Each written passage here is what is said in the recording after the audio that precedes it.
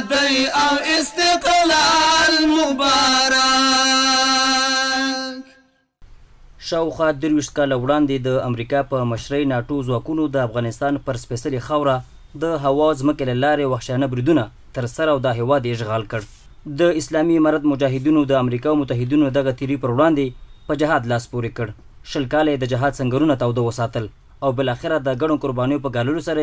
له نن څخه 3 کاله وړاندې د 24مه امریکا او ناټو ته شرمېدونکې ماتې ورکړه او په ټول هېواد اسلامي امارت حاکم شو.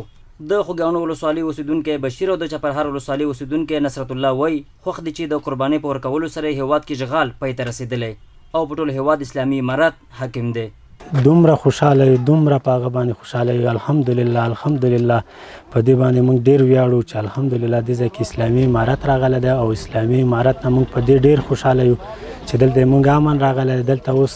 هېڅ نه جنګونه شته نه ښه شته، هر سړی په خپل هغه کې خپل کار کسب سره او بل هر خبره چې ده دلته ډېر په شرعي نظام سره حل کېږي. د وطن باندې افغانانو یو څلوېښت هېوادونو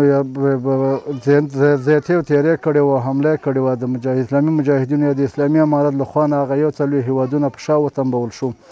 او مات شو، ټوټه شو. نن دغه ورځ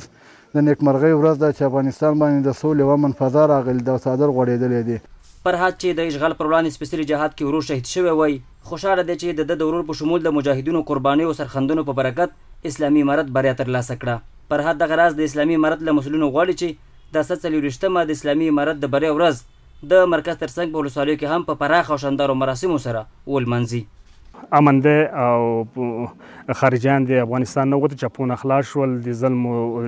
مرګونو نه خلاص شول، نو الحمدلله کوم مشکل نشته دی او دغه ورځ باید موږ مشران که هغه په حماراتو کې دي که هغه قامي مشران دي باید ډېر په شاندارو مراسمو باندې دغه ورځ ولمانځي. په ورته وخت کې د ننګرهار اطلاعات او کلتور ریاست د اطلاعاتو امیر مولوي صدیق الله قریشي بدلون وایي په راتلونکي کې به د 24مه په ولسوالیو کې هم ولمانځل شي. نوموړی دغه راز وایي د 24مې د بریا ورځې د ښې لمانځنې په موخه د بېلابېلو پروګرامونو تابع نیول شوې ده. د دغې ورځې لپاره د ننګرهار ولایتي ادارې په مشرۍ باندې بېلابېل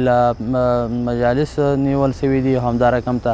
نظامي پریډونه به ترسره کیږي، ورزشي نندارې به ترسره کیږي، ورلوبې به ترسره کیږي او په عموم کې به یو ځانګړې مشاعره ترسره کیږي او انشاءالله د چهارشنبې په ورځ د ماسپښین نه وروسته به دغه مشاعره او همدارقم ته دغه نور پروګرامونه چې یادونه مونږ وکړه د شهید معلم اولګل لوبغالي کې ترسره کوو او زموږ غوښتنه د ټول ننګرهار میشتو ولسونو څخه دا ده چې راسي مونږ سره په دغو ځانګړو مراسمو کې ګډون وکړي او زموږ غونډې ته او زموږ دغه د ازادۍ ورځې ته ښکلا ور وبخي. د یادونې وړ ده چې له نن څخه پوره 3 کاله وړاندې د 1400 لمریز کال د اسد د میاشتې په 24مه نیټه د اسلامي امارت مجاهدینو له لورې کابل فتح او په ټول هېواد اسلامي امارت حاکم شو چې دغه ویاړمنه ورځ هر کال د مسؤلینو ولسونو له لورې په شاندارو مراسمو سره لمانځل کیږي. نور عالم ارمان، ملي راډیو ټلویزیون، د ننګرهار چپرهار ولسوالي.